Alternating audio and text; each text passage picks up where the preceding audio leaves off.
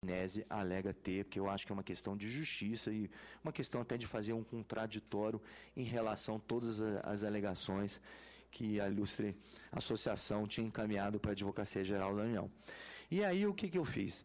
Eu busquei pegar um dos argumentos e dar uma analisada. Primeiro, antes de analisar um dos argumentos, o que eu busquei fazer? Eu falei, não, vou dar uma analisada na legislação como um todo para ver, entender melhor, até por causa da complexidade que é a legislação administrativa e militar, né, entender essa complexidade para poder dar um posicionamento correto em relação ao pleito da ANESE.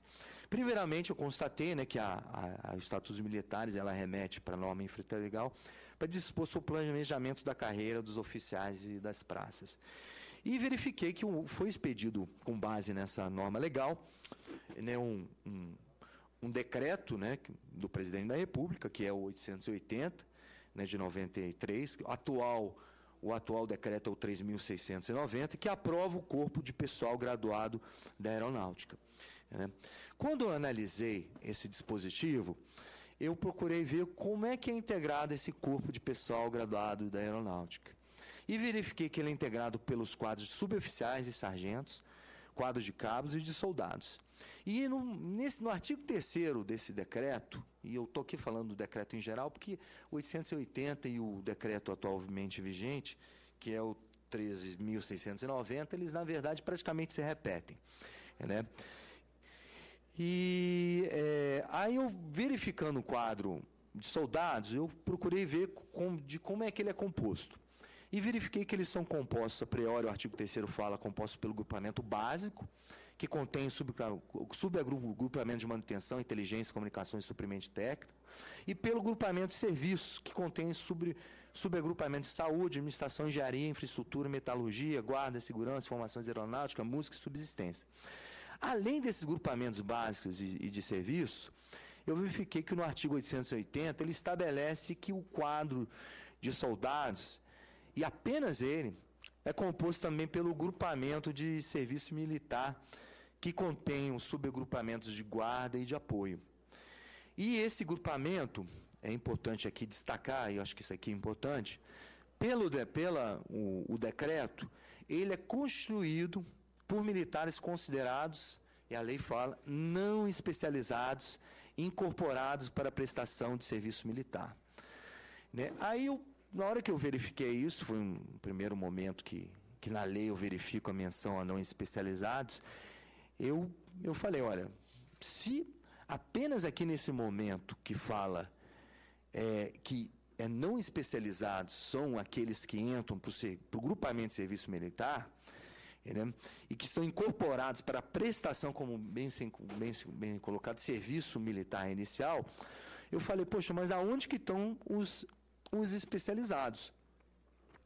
E aí, ainda analisando toda a lei, eu verifiquei que para num quadro de soldados, o S2, o soldado é segunda classe que chama, né?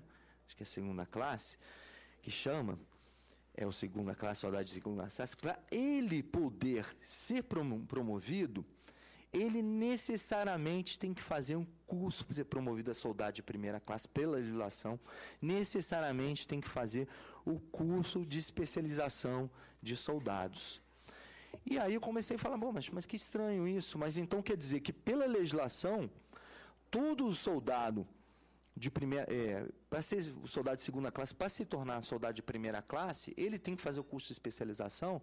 Eu falei, pô, muito estranho isso, mas verifiquei, não, mas aqui é o dispositivo legal, né? Deixa eu até achar, ver se eu acho aqui. Enfim, isso aqui, na minha lei, na análise é bem claro. Aí, além disso, eu falei, mas que estranho isso. Aí eu ainda fui verificar. Eu peguei a instrução do concurso, né, que a portaria número 710, de 8 de setembro de 93, que baixa a instrução reguladora do quadro de soldados da aeronáutica e que lá prevê o curso de admissão para o curso de especialização de soldados. Né? E verifiquei que lá, ele diz bem claramente, serão realizados visando o preenchimento das vagas estabelecidas dentro das especialidades, os subagrupamentos no quadro de soldados. Né? E pegando ainda o edital de um concurso, um que constava, que foi entregue, constava no processo, eu verifiquei que justamente os cursos de especialização eram aqueles relacionados aos subagrupamentos, mas que são do quadro básico ou o quadro de serviços do quadro de soldados, e não daquele do quadro de serviço de serviço militar, né? Que todos batiam nisso, né? Mas aí, nesse momento, eu ainda fiquei numa dúvida, mas peraí, que eu tenho me falaram que existe o soldado de primeira classe. Não é possível. Será que eu estou fazendo uma interpretação absurda do decreto? Porque o decreto tudo me dá a entender que se só... o artigo 18 do decreto: serão ministrados aos soldados de segunda classe engajados conhecimentos básicos e especializados necessários ao exercício dos cargos e ao desempenho das funções inerentes ao soldado de primeira classe. E pela própria portaria, verificava que você só conseguiria ascender o soldado de primeira classe se você fizesse curso de especialização, o CSD, né? E verifiquei, poxa, eu consegui tirar uma conclusão, e que é até o que está escrito no parágrafo único do artigo 18. A conclusão com aproveitamento do curso de especialização de soldado é requisito para a promoção de soldado de primeira classe. Então, o que eu verifiquei? Pelo decreto, todo soldado de primeira classe, que virou soldado de primeira classe sob a vigência do decreto 880, ou sob a vigência do decreto 3.690, que repete as disposições, né, todo soldado de primeira classe é necessariamente especializado. Ele tem que fazer o curso de especialização, né?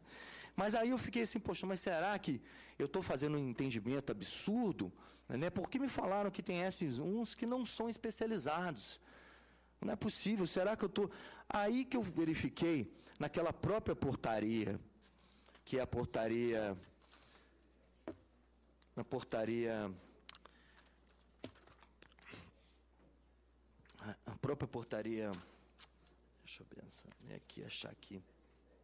710, ela própria fala, e foi muito bem colocado aqui, os casos em que a portaria 710, ela própria prevê em seus artigos 12, 14 e 15, quem pode participar no concurso para o curso de especialização. E ela mesmo diz que não é só o soldado de segunda classe, o civil que estiver em dia com o serviço militar inicial, mas também colocou ali na portaria o S1 não especializado. Na hora que ela falou isso, aí eu fiquei assim, mais em dúvida ainda. Puxa mesmo, será que eu estou com um entendimento assim, louco? Aí não é possível, não estou enxergando o S1 não especializado no decreto, né? Por isso que eu digo, a questão é complexa. Mas, aí eu verifiquei que nessa própria portaria, ela aclara ao dispor, nesse artigo 25 dela, que o S1 não especializado, que pode fazer o concurso, são aqueles que ingressaram no quadro